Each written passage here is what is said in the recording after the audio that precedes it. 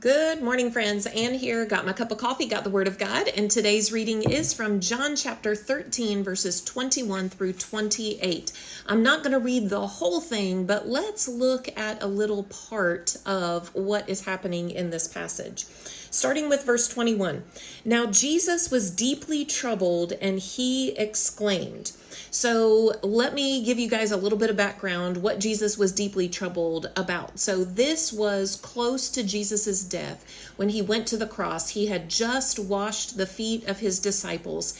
He knew that he was on his way to the cross. He had all of these emotions that were going through his mind. You know, sometimes I think that we feel like Jesus didn't have emotions, but he did. He was fully God and fully man. He experienced emotions. So here he is with all of these feelings.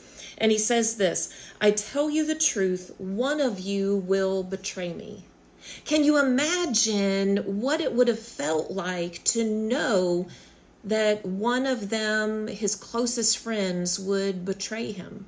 Can you imagine what Jesus must have been feeling in that moment?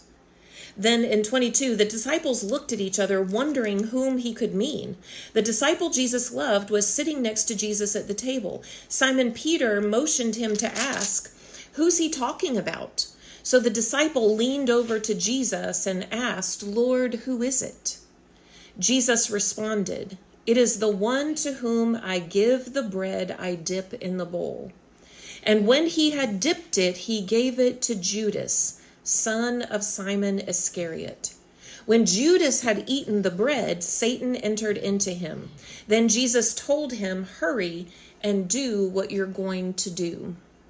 Friends, I want us to think about not the betrayal that we typically think about in this passage, but I want us to think about the fact that Jesus had emotions. Jesus felt things. He was deeply troubled. We hear later on in the Garden of Gethsemane that he was pouring out his heart.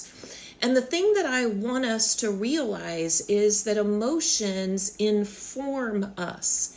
Emotions inform us about the things that are going on in our circumstances. Emotions inform us about the things that are going on within our hearts and our minds. And it's important for us to pay attention to those emotions.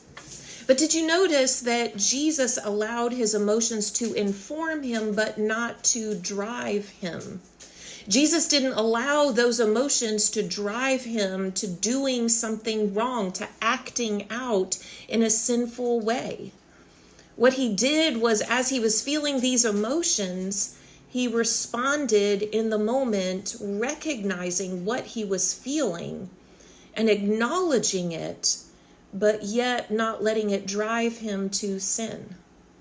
So I want you to think about how you handle your emotions today. What do you do with your emotions? Do they inform you that something is going on, that something is wrong, that something needs to be addressed? Or are they driving you? And whenever we let our emotions have kind of the steering wheel of our lives, they are not going to drive us in a good place. They're going to pull us over into one ditch or the other ditch. And so, friends, I want you to think about today, feelings should inform us, but they should not drive us. Have a good day.